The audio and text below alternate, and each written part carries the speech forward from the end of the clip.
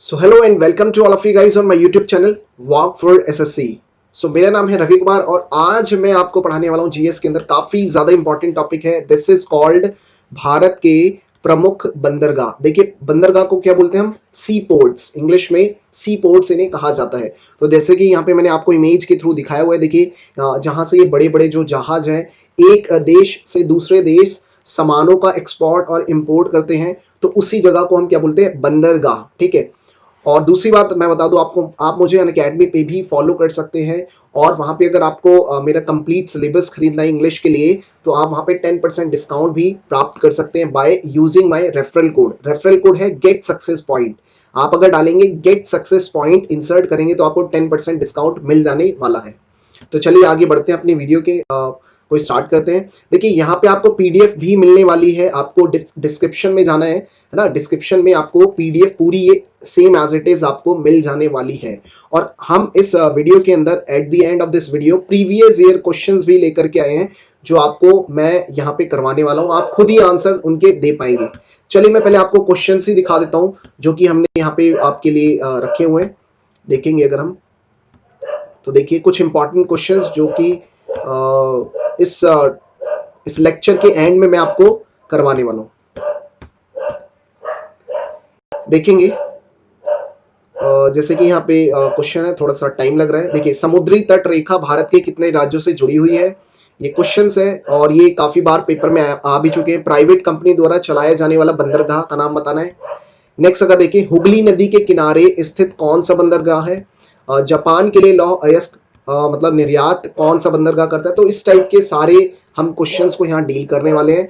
बस आपको क्या करना है, थोड़ी सी देर आपको बस रुकना है, अच्छे से देखना है, चीजों को समझना है, जो भी चीज मैं आपको यहाँ करवाने वाला हूँ। चलिए तो अब हम अपनी क्लास को करते हैं स्टार्ट। ठीक है। और अगर अभी तक आपने मेरे चैनल को सब्सक्राइब नहीं किया है वॉक फॉर एसएससी को, सो जल्दी से कीजिए, लाइक कीजिए, शेयर कीजिए अपने फ्रेंड्स के साथ ताकि उन्हें भी अच्छे से पढ़ने का मौका मिले। देखिए ये जो वीडियो है आज मैं ये कंप्लीट वीडियो डाल रहा हूं।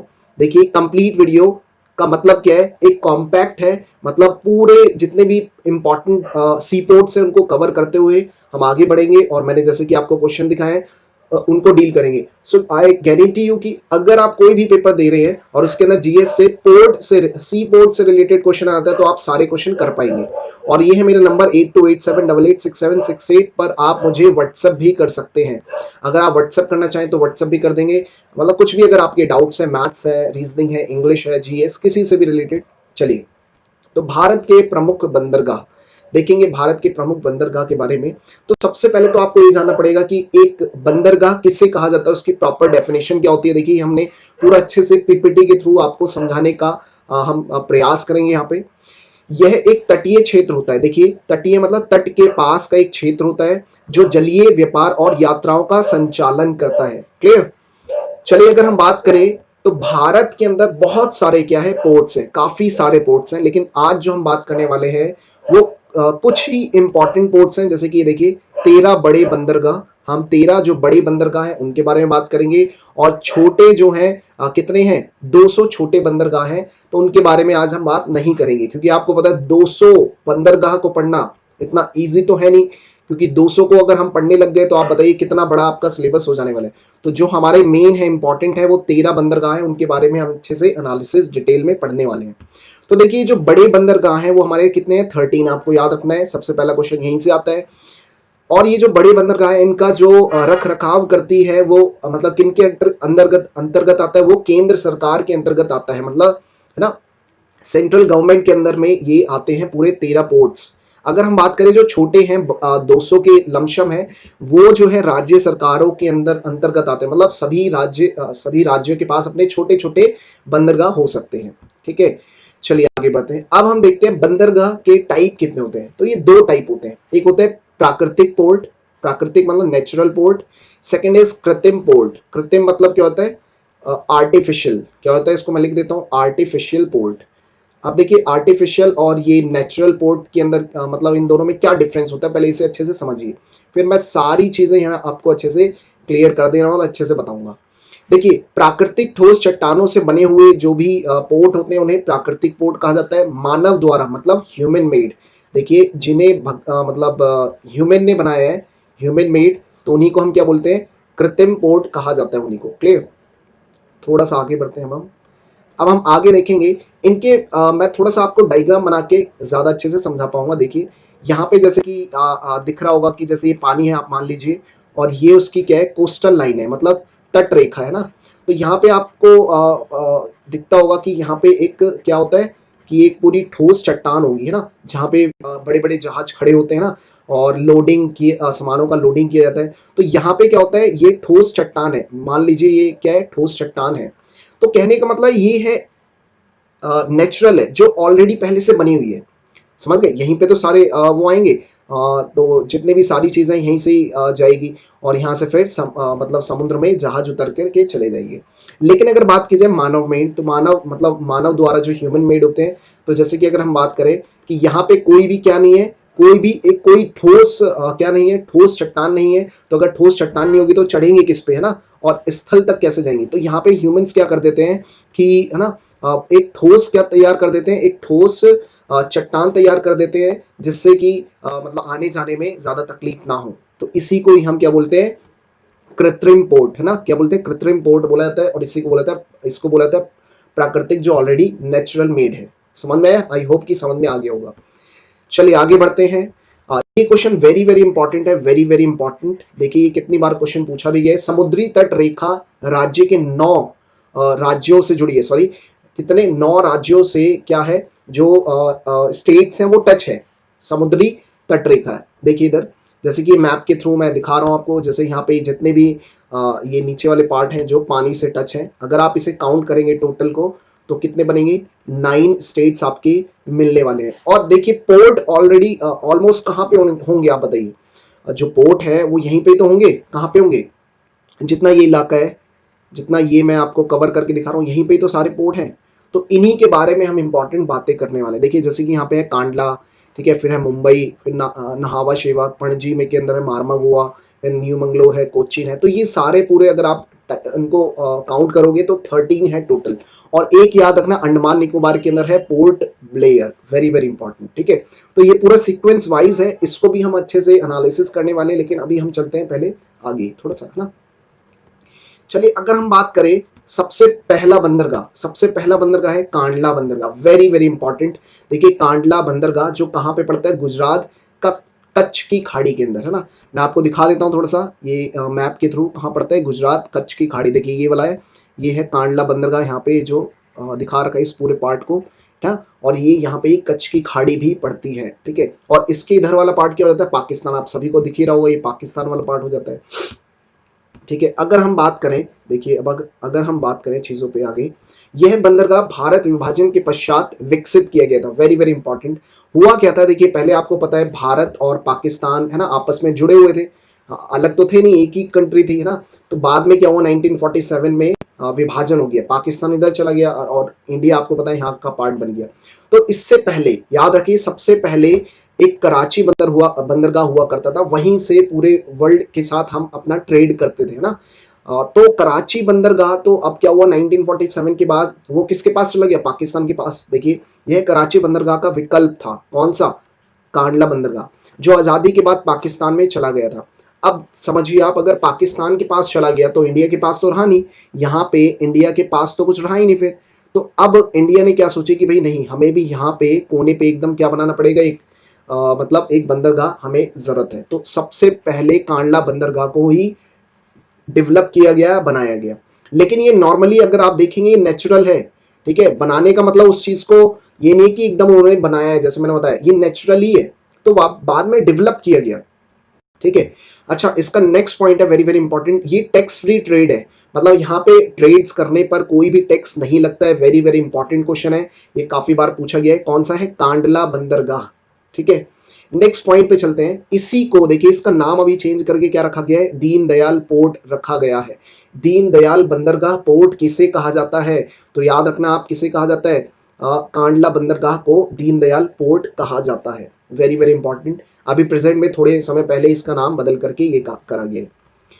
यह एक प्राकृतिक, देखिए नेचुरल है, इसको डेवलप तो किया गया लेकिन ये ऑलरेडी पहले से था, ठीक है। और ज्वारीय पोर्ट भी है, इसे टाइडल पोर्ट भी कहा जाता है, इसे टाइडल पोर्ट भी कहा जाता है, तो इस चीज को अच्छे से लर्न कर लेना, ये भी बहुत ही इंपॉर्टेंट पॉइंट है। चलिए आगे बढ़ते हैं। अब हम देखते हैं यहाँ से क्या क्या चीजें इंपोर्ट होती है, एक्सपोर्ट होती है, मतलब व्यापार किन किन चीजों का होता है यहाँ से मतलब हमारे इंडिया से बाकी और ना कंट्रीज के बीच में। देखिए यहाँ पे पेट्रोलियम का ट्रेड किया जाता है, फर्टिलाइजर का किया जाता है, कॉटन का किया जाता है, इलेक्ट्रॉनिक गुड्स वगैरह जो भी इलेक्ट्रॉनिक सामान वगैरह यहाँ से भेजे जाते हैं। अब मैंने इस आपके मतलब समझाने के लिए आपको अच्छे से, ताकि आपके माइंड में एक पिक्चर बन जाए, तो ये मैंने आपके लिए कांडला पोर्ट भी यहाँ पे दिखा रखा है। देखिए अच्छे से समझ में आ रहा होगा, इसको मैं थोड़ा सा जूम कर देता हूं। देखिए ये है कांडला पोर्ट, अगर आप देखेंगे तो गूगल पे भी जा सकते हैं, ये हमने गूगल से ही लिए, ठीक है, ताकि आपको कंफ्यूजन ना हो, पूरा अच्छे से समझ में आए। तो देखिए कितने सारी चीजें यहाँ पे, कंटेनर ही कंटेनर है, कितने सारे जहाज होंगे जो कि है ना इधर से उधर ले जाते हैं एक दूसरे कंट्रीज में। तो ये है कांडला पोर्ट, ठीक है। आई होप की चीजें आपको समझ में आई होगी। तो इसके अंदर यही इंपॉर्टेंट पॉइंट्स है जो मैंने यहाँ पे पूरा अच्छे से टाइप करके आपके लिए पीपीटी बनाई है। यही इंपॉर्टेंट पॉइंट्स है, इनको अच्छे से लर्न कर जाना है। चलिए नेक्स्ट बात करेंगे। सेकंड जो पोर्ट है Mumbai port, very very important, इसको मार्क कर लेना आप। इधर से क्वेश्चन काफी बार पूछा गया है। तो मुंबई दिख ही रहा है, तो आपको पता है कहाँ है, महाराष्ट्र, मतलब मुंबई के अंदर ही है। अगर आप देखो तो यह है सबसे ज्यादा बिजी, मतलब व्यस्त। इधर देखिए वेरी वेरी इंपॉर्टेंट, सबसे ज्यादा बिजी रहता है, बहुत ज्यादा बिजी रहता है ना, ट्रैफिक सबसे ज्यादा इसी पे, और सबसे ज्यादा बड़ा भी है, याद रखना, लार्जेस्ट। अगर वो पूछे सबसे बिजिएस्ट और लार्जेस्ट, सबसे बिजिएस्ट और लार्जेस्ट जो पोर्ट है वो एकमात्र कौन सा है, मुंबई पोर्ट, सबसे ज्यादा, क्लियर। दूसरा पॉइंट, सबसे ज्यादा ट्रेड यहीं से होता है, याद रखिए, जब सबसे ज्यादा ये बिजी होगा, सबसे ज्यादा बड़ा पोर्ट है, तो ये क्या होगा, ट्रेड भी यहीं से सबसे ज्यादा होगा, मतलब पूरी कंट्रीज में इंपोर्ट एक्सपोर्ट यहीं से ही तो किया जाएगा। चलिए अगर हम बात करें यहाँ क्या क्या व्यापार किया जाता है, तो ऑटोमोबाइल्स का है, कॉटन का है, ये गलत प्रिंट हो गया, इसको हम फीट नहीं, दिस इज फिश, मतलब मछलियों का व्यापार यहाँ से किया जाता है, पेट्रोल किया जाता है, इलेक्ट्रॉनिक ईटीसी, मतलब काफी सारे हो सकते हैं, लेकिन दो चार हम मोटे मोटे तौर पर समझने के लिए ये लिख रहे हैं आपके लिए। नेक्स्ट अगर बात की जाए, वेरी वेरी इंपॉर्टेंट, देखिए इस पॉइंट को, इसके वर्कलोड को कम करने के लिए एक नया पोर्ट बनाया गया है। देखिए मैंने अभी क्या बोला है कि जो मुंबई एयरपोर्ट, सॉरी एयरपोर्ट बोल रहा हूँ, सी पोर्ट है, ये काफी ज्यादा बिजी रहता है और बहुत बड़ा है। तो आप खुद देखिए, जब बहुत ज्यादा ये क्या है, बिजी है, तो इस पे वर्कलोड भी बहुत ज्यादा है, काम बहुत ज्यादा है, तो इसके वर्कलोड को कम करने के लिए नहावा शेवा आर्टिफिशियल पोर्ट बनाया गया। आर्टिफिशियल अब समझ गए आप, कि आप ह्यूमन मेड, उन्होंने खुद एक चट्टान बनाई और उसका जितना ट्रैफिक था वो यहां पर लिया है। तो नेक्स्ट है हमारा नहावा शेवा सी पोर्ट के बारे में हम बात करने वाले हैं। तो जो मुंबई पोर्ट के बारे में है वो इतना ही है, ये आपको पॉइंट, जैसे बिजी कौन सा है, लार्जेस्ट कौन सा है ना, वर्कलोड को कम करने के लिए कौन सा बनाया गया है, नहावा शेवा, ये चीजें याद रखनी है। चलिए मैं इसका एक पिक्चर भी दिखा देता हूँ। देखिए सबसे लार्जेस्ट, सबसे बड़ा है ये मुंबई का पोर्ट, याद रखना इसको, वेरी वेरी इंपॉर्टेंट है, देख लीजिए ना, ये आपको पिक्चर के माध्यम से, ताकि आपका ना पिक्चराइज कर पाए, माइंड में एक सेटअप बना पाए, एक इमेज बना पाए, ताकि आपको लॉन्ग टर्म याद रहे चीजें। चलिए आगे बढ़ते हैं, और अगर आपको ये सेशन पसंद आ रहा है तो प्लीज लाइक करें जरूर, और शेयर करें अपने फ्रेंड्स के साथ, है ना, ताकि हम आपके लिए इतना ही अच्छा मतलब पीपीटी तैयार करके लाते रहें और आपको समझाते रहें। चलिए नेक्स्ट अगर हम बात करें, तो थर्ड है नहावा शेवा पोर्ट, मतलब सी पोर्ट है ये आर्टिफिशियल पोर्ट है, ये मैंने स्टार्टिंग में बता ही दिया था, क्यों, क्योंकि मुंबई के ट्रैफिक को कम करने के लिए, वर्कलोड को कम करने के लिए बनाया गया है। अब देखिए वेरी वेरी इंपॉर्टेंट, इसी को जवाहरलाल नेहरू पोर्ट भी कहा जाता है, वेरी वेरी इंपॉर्टेंट पॉइंट है ये, लिख लेना, इसी को हम क्या बोलते हैं, नहावा शेवा पोर्ट को ही हम क्या बोलते हैं, जवाहरलाल नेहरू पोर्ट भी कहा जाता है, ठीक है। और यह सबसे बड़ा कृत्रिम बंदरगाह है। अच्छा ये बताइए, सबसे बड़ा अगर मैं बंदरगाह पूछूं प्राकृतिक, वो कौन सा था, मुंबई। तो अगर मुंबई के वर्कलोड को कम करने के लिए नहावा शेवा बनाया गया, जवाहरलाल नेहरू पोर्ट बनाया गया, तो वो भी तो सबसे बड़ा होगा, लेकिन यहां देखिए ये है कृत्रिम, वेरी वेरी इंपॉर्टेंट पॉइंट है, कृत्रिम मतलब आर्टिफिशियल बंदरगाह सबसे बड़ा ये। अब इधर बात करें, तो इधर जो पूरा काम होता है ना, कंप्यूटर के द्वारा और मशीनों के द्वारा होता है, कोई व्यक्ति इधर कोई किसी का काम नहीं है, समझ गए ना, मैनुअली कोई काम नहीं है, सारा एक कंप्यूटराइज वर्क है, मशीनों से है ना चीजों को चढ़ाया और उतारा जाता है, सब चीजें, और ये पूरा टेक्नोलॉजी, आज की जो लेटेस्ट टेक्नोलॉजी है उस पर बेस्ड है, क्योंकि सबसे ज्यादा अगर ट्रेड यहीं से होता है, तो आप सभी को पता है यहीं पे सबसे ज्यादा मशीनें होगी ना। अगर यहाँ ट्रेड की बात करें, तो ऑटोमोबाइल्स है, कॉटन है, फिश है, पेट्रोल है, इलेक्ट्रॉनिक ईटीसी, और भी काफी सारी चीजें यहाँ से एक कंट्री से दूसरी कंट्री प्रोवाइड की जाती है। समझ में आया? देखिए ये मैं दिखा देता हूँ, ये वाला पोर्ट है जो कि क्या है, न्हावा शेवा पोर्ट है। इसी को हम क्या बोलते हैं, जवाहरलाल नेहरू पोर्ट, जवाहरलाल नेहरू पोर्ट इसी को कहा जाता है। ठीक है, तो इसको देख लीजिए अच्छे से ताकि आपके माइंड में थोड़ा सा एक पिक्चर बन जाए। चलिए आगे पॉइंट पर चलते हैं। अभी हम कोलकाता का नहीं करेंगे क्योंकि देखिए अगर इंडिया का मैप देखेंगे, अगर आप ऐसे बना हुआ है जो है ना, तो अगर इंडिया के मैप के हिसाब से अगर हम चलेंगे तो हमें थोड़ा सा पहले हमें क्या कवर करना है, शिट सॉरी फॉर दैट। सबसे पहले हमें थोड़ा सा मतलब इन पॉइंट्स को कवर करना है कि पहले हमारे जितने भी यहाँ पोर्ट्स है ना उनको कंप्लीट करें, उसके बाद हम यहाँ वाले पोर्ट्स को कंप्लीट करेंगे। तो अभी हम कोलकाता पोर्ट यहाँ पे पड़ता है, तो अब यहाँ से जम करके यहाँ नहीं जा रहे, पहले इन सबको कंप्लीट करेंगे फिर इन सबको कंप्लीट करेंगे।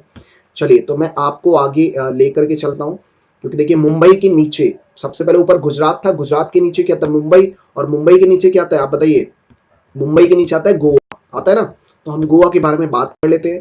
कोई नहीं, आगे पीछे हो रखा है तो आपको अपने नोट्स में अच्छे से बनाना है। देखिए ये रहा, नौवा पॉइंट नहीं, आप इसको फोर्थ पॉइंट लिख लेंगे, मारमा गोवा। इसे देखिए मोरमुगाओ पोर्ट भी कहा जाता है इसे, या मारमा गोवा, आपके जैसे बुक्स जो भी पढ़ते हो मारमा गोवा भी लिखा हो सकता है। तो कोई कंफ्यूजन क्रिएट नहीं करनी है, क्योंकि आपको पता है नाम तो होते रहते हैं इधर उधर, क्योंकि शायद इंग्लिश में उसे कैसे बोला जाए और हिंदी लैंग्वेज में तो थोड़ा अंतर आ जाता है ना। मोरमू गाओ और मारमा गोवा आपके बुक्स में लिखा हो सकता है। अच्छा ये देखिए गोवा के अंदर है, और गोवा के अंदर भी कहाँ है, मांडवी नदी के किनारे है, मांडवी नदी के किनारे स्थित है।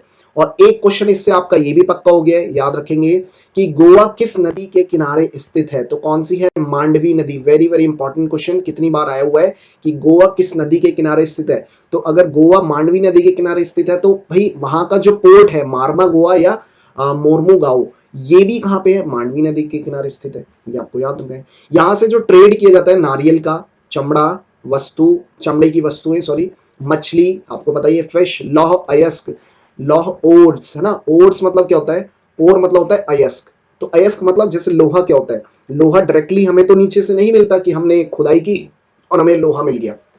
अयस्क मतलब होता है उसका एक प्रतिरूप, समझ गए, कि कोई एक पदार्थ निकलेगा जैसे हेमेटाइट मैग्नेटाइट निकलेगा, फिर उसको है ना साफ वगैरह करके जो भी इसकी एक प्रक्रिया होती है, फिर उसमें से लोहा निकाला जाता है, तो उसी को बोला जाता है। देखिए ये रहा, ये मैंने आपको दिखा रखा है, ये गोवा का पोर्ट है, जैसे क्या बोलते हैं मारमा गोवा, सॉरी हाँ मारमा गोवा सी पोर्ट कहा जाता है। ये इमेज के थ्रू आप देख सकते हैं। ठीक है, चलिए आगे बढ़ते हैं। तो इसके अंदर ज्यादा पॉइंट्स नहीं थे, जिसके अंदर इंपॉर्टेंट पॉइंट्स होंगे मैं करवाऊंगा यहाँ पे, जिसमें ज्यादा रेलिवेंट पॉइंट्स नहीं है उसको हम इतना नहीं करने वाले हैं, क्योंकि इसमें कुछ पॉइंट ही नहीं है तो क्या करेंगे। चलिए नेक्स्ट बात करते हैं, उसके नीचे अगर हम आएंगे, देखिए सबसे पहले हमने गुजरात किया, फिर मुंबई किया, फिर गोवा किया, उसके नीचे आएंगे कर्नाटक। तो कर्नाटक के अंदर है न्यू मंगलोर पोर्ट, सी पोर्ट ना। तो देखिए इसके अंदर वेरी वेरी इंपॉर्टेंट पॉइंट क्या बनता है, जापान को लौह अयस्क का निर्यात कौन करता है भैया, न्यू मंगलोर पोर्ट करता है, याद रखना आप, वेरी वेरी इंपॉर्टेंट।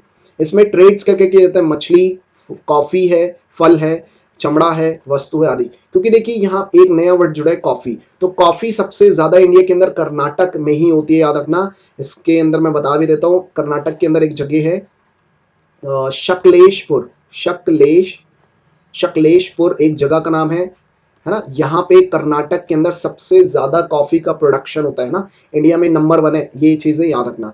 फल का भी होता है, चमड़े की वस्तुएं आदि वगैरह बहुत सारी चीजें, लेकिन इधर एक मेन पॉइंट क्या है, कॉफी का भी यहाँ से एक्सपोर्ट इंपोर्ट किया जाता है।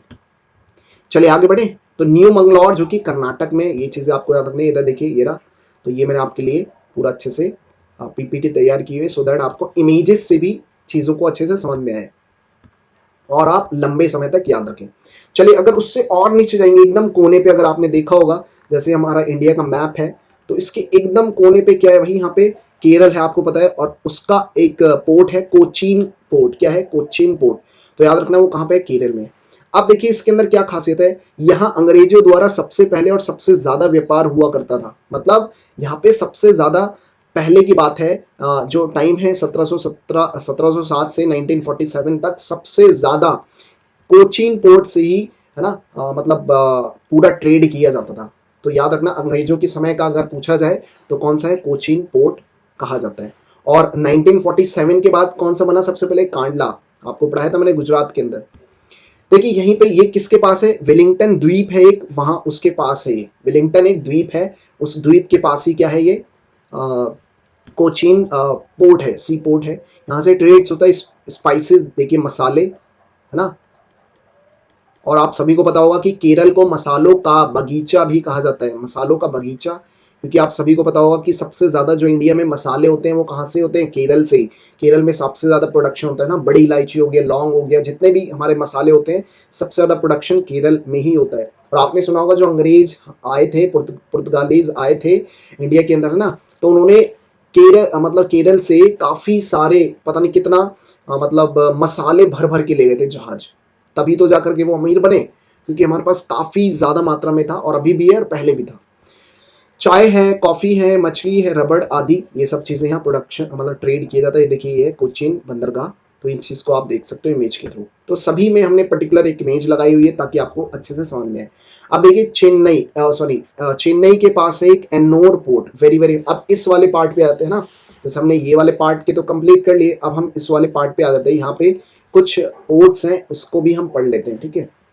देखिए इसके अंदर मेन इंपॉर्टेंट क्वेश्चन क्या है कि इसका जो संचालन है, जो इसका रख रखाव पूरा किसके अंडर में, एक प्राइवेट कंपनी के। देखिए ज्यादातर जो सी पोर्ट्स हैं उनके ऊपर किसका अधिकार है, सरकार का, लेकिन अब क्या कर रही है सरकार, इनको प्राइवेट वाले लोगों को भी दे रही है। देखिए प्राइवेट कंपनी के पास है कौन सा पोर्ट, एन्नोर पोर्ट, है ना।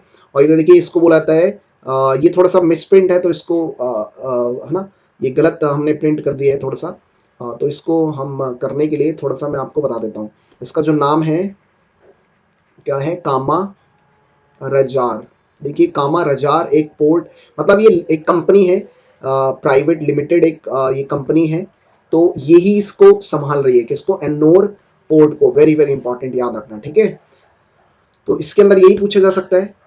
देखिए एन्नोर बंदरगाह, तो नॉर्मल सी है, देखिए सभी आपको सेम ही लग रहे होंगे, लेकिन हमने तो इमेज इसलिए आपके लिए अपलोड कर दी ताकि चीजें आपको अच्छे से समझ में आए। चलिए आगे बढ़ते हैं। नेक्स्ट है Tuticorin, very very important. Tuticorin ऐसा कुछ बना हुआ है बंदरगाह, तो एक इमेज के थ्रू आप समझ सकते हो ना। तो देखिए इसके अंदर मेन इंपॉर्टेंट पॉइंट है कि इसका दूसरा नाम क्या है, ये भी आ सकता है, और ये कहाँ पे, ये चलिए आगे बढ़ते हैं और नेक्स्ट देखते हैं। चलिए ये तो इंपॉर्टेंट क्वेश्चन होगा, लेकिन अभी हमारे कुछ और बंदरगाह रह रहे थे, जो कि मैं थोड़ा सा आपको मैंने बताया था ना, थोड़ा सा हम आगे बढ़ गए थे, तो उसको देख लेते हैं, है ना, जो एक दो हमारे रहते हैं। चलिए यहां तक हमने कर लिया था अच्छे से।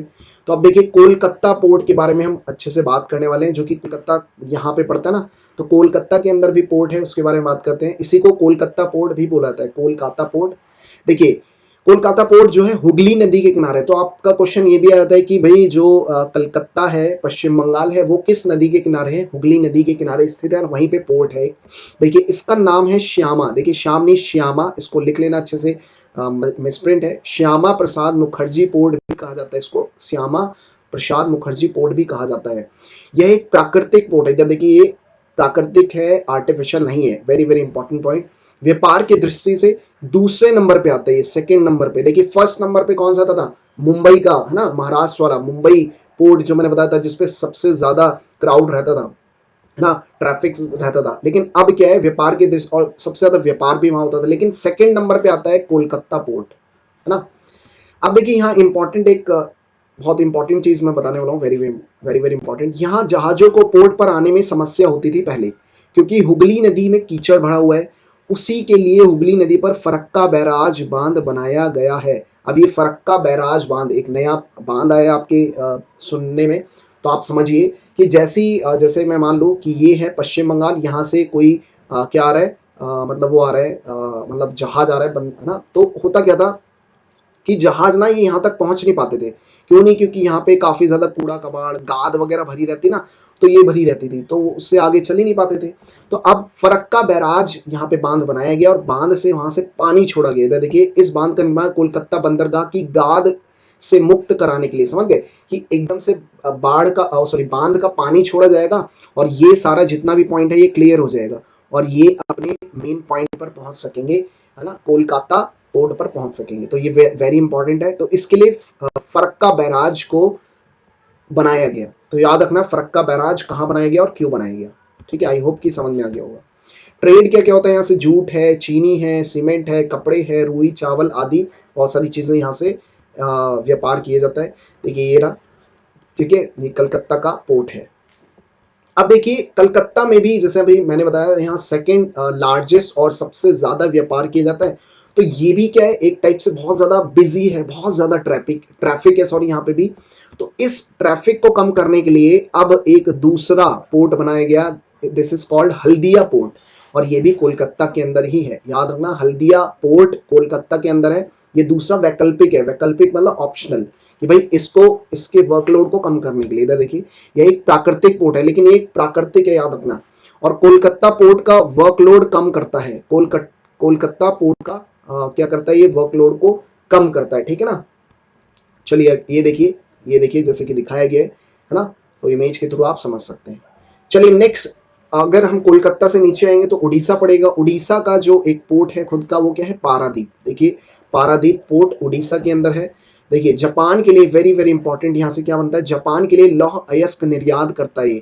जापान के लिए लौह अयस्क जो निर्यात करता है वो क्या है, पारादीप पोर्ट, ठीक है। देखिए देख लीजिए, देखिए पारादीप पोर्ट है ना, लिखा हुआ ना। चलिए आगे बढ़ते हैं। तो आई होप कुछ चीजें आपको अच्छे से समझ में आ रही है।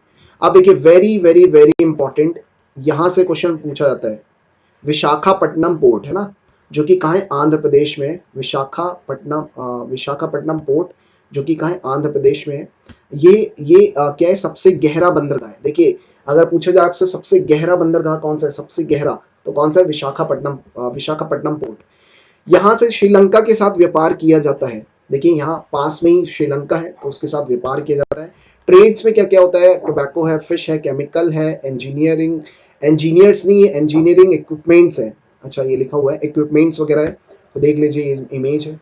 और लास्ट हम बात करते हैं चेन्नई पोर्ट। देखिए चेन्नई पोर्ट आपको दिख ही रहा है ना, चेन्नई के अंदर कृत्रिम बंदरगाह है ये, और यहाँ से फिश, गुड्स, केमिकल, ईटीसी ये सब चीजें इसका ट्रेड किया जाता है, ठीक है। तो ये हो गया चेन्नई पोर्ट। तो बाकी हमने पूरे ऑल ओवर सारे हमने पोर्ट्स को देखा, अच्छे से समझा एक एक चीजों को, ठीक है ना। तो आई होप कि आपको ये सब समझ में आया होगा। अब मैं कुछ शॉर्ट ट्रिक के माध्यम से भी एक दो पॉइंट्स आपको बताता हूँ। देखिए कौन सा पोर्ट क्या बताता हूँ, just wait for a while. देखिए जैसे कि ये हमारा क्या था, just wait for a while, ये मैप था, मैप के थ्रू मैं आपको कुछ पॉइंट्स भी बताता हूँ सो दैट आपको समझ में आए। देखिए यहाँ पे आपको याद रखना है, यहाँ पे था है ना, यहाँ था एन्नौर, आपने देखा, आपने पढ़ा होगा एन्नौर। तो इसको हम शॉर्ट ट्रिक में याद रखते हैं। इसको शॉर्ट ट्रिक में याद रखेंगे कैसे, इधर देखेंगे, just wait for a while. इसको बोलेंगे ACT, एक्ट, इसको बोलेंगे एक्ट। एक्ट मतलब आपको पता है कार्य करना, लेकिन एक शॉर्ट ट्रिक है ACT। ए मतलब एन्नौर, सी मतलब चेन्नई, देखिए सी मतलब चेन्नई, और टी मतलब तूतीकोरिन। तो एक्ट आपको याद रखना है, एकदम नीचे इधर इस साइड पे एकदम कोने पर एक्ट मतलब तीन आपको दिखेंगे है ना, तो इनको याद रखना। एन्नौर जो पोर्ट है, फिर उसके बाद आता है चेन्नई, फिर आता है तूतीकोरिन। और ये देखिए ये मैंने कराया नहीं है, लेकिन पोर्ट ब्लेयर याद रखिए। पोर्ट ब्लेयर क्या है, अभी हाल फिलहाल में बनाया गया, इसको ज्यादा टाइम नहीं हुआ है, तो सबसे हम बोल सकते हैं न्यूली, है ना, जो न्यूली कंस्ट्रक्टेड एक पोर्ट है, वो कहाँ पे बनाया गया है, अंडमान निकोबार के अंदर, जिसे बोला जाता है पोर्ट ब्लेयर, है ना, पोर्ट। चलिए आगे बढ़ते हैं। और बाकी ये सब आप मतलब मैप के थ्रू याद रख सकते हैं। ये है कांडला, ये है देखिए मुंबई, नावा शेवा जिसे बोलते हैं, है ना, जवाहरलाल नेहरू। पणजी के अंदर कौन सा है, मार्मागो है, न्यू मंगलौर है कर्नाटक के अंदर, फिर कोच्चि है केरल, तूतीकोरिन ये तीनों तो बता दिए, विशाखापट्टनम है आंध्र प्रदेश, उड़ीसा के अंदर पारादीप है ना, और कलकत्ता ये क्या है, हल्दिया, जो कि कलकत्ता के अंदर ही पड़ता है, और फिर लास्ट पोर्ट ब्लेयर, ठीक है। अब हम क्वेश्चंस की तरफ चलते हैं, और मैं क्वेश्चंस आपको दिखाता हूं, कितने इजी इजी क्वेश्चन जो पेपर में पूछे भी गए हैं प्रीवियस ईयर, है ना। क्वेश्चन से मैं कुछ क्वेश्चंस लेकर के आया हूं। चलिए अब आप सारे आंसर दे पाएंगे इजी तरीके से।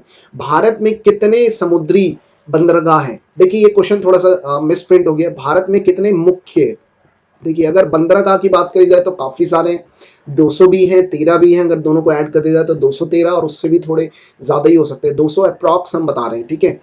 तो भारत के अंदर मुख्य समुद्री बंदरगाह पूछेगा वो क्वेश्चन में आपसे, तो आंसर क्या होना चाहिए, 13। मैंने बताया था ना स्टार्टिंग में 13 सबसे बड़े और मुख्य समुद्री बंदरगाह हैं, उनको आपको याद रखना है, वो 200 वगैरह से क्वेश्चन नहीं आने वाला है। भारत का सबसे बड़ा बंदरगाह कौन सा है, जल्दी बताइए। देखिए आपने कर लिया था, आप ऑप्शन पढ़िए, चेन्नई है, कांडला है, कोच्चिन है या मुंबई। तो आप सभी को पता है सबसे बड़ा और सबसे बिजी कौन सा था, मुंबई बंदरगाह, ठीक है। और इसी के वर्कलोड को कम करने के लिए क्या बनाया गया था, कौन सा, नहावा शेवा, जिसे जवाहरलाल नेहरू पोर्ट भी कहा जाता है। तो यहाँ सबसे बड़ी की बात की गई अभी। नेक्स्ट क्वेश्चन बनते हैं, भारत में कितने छोटे बंदरगाह है।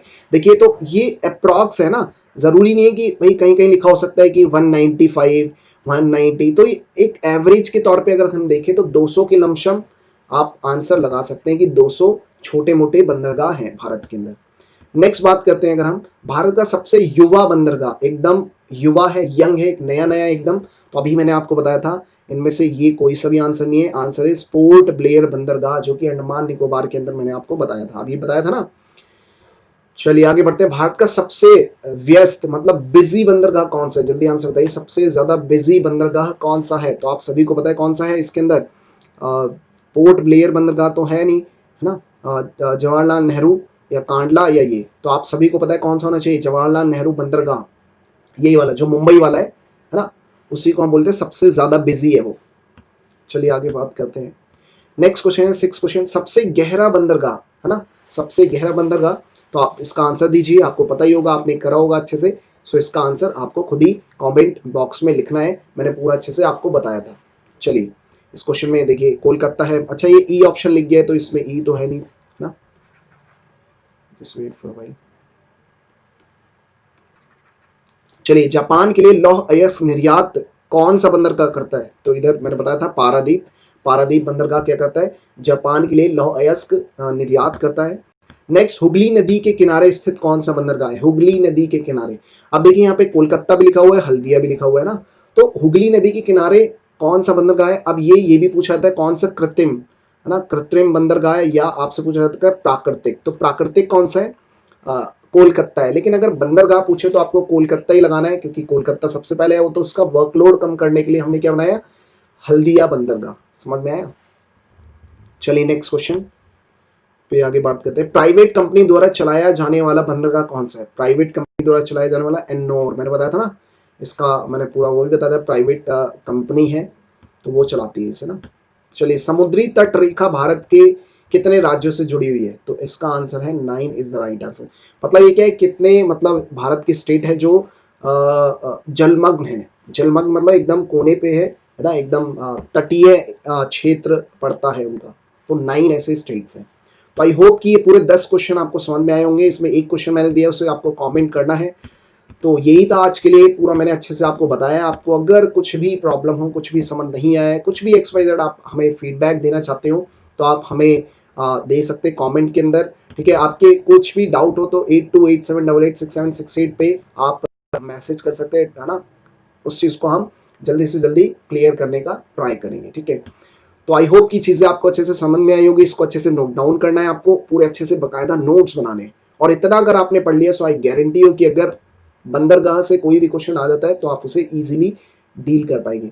ये SSC, railway, banking, CTET, PGT, TGT, मतलब जिसके अंदर भी अगर वन डे कॉम्पिटिटिव एग्जाम में जीएस आती है, जीएस सेक्शन के लिए काफ़ी ज़्यादा इंपॉर्टेंट होने वाला है। चलिए आज के लिए इतना ही, मिलते हैं आपसे नेक्स्ट क्लास में। Bye bye to all of you.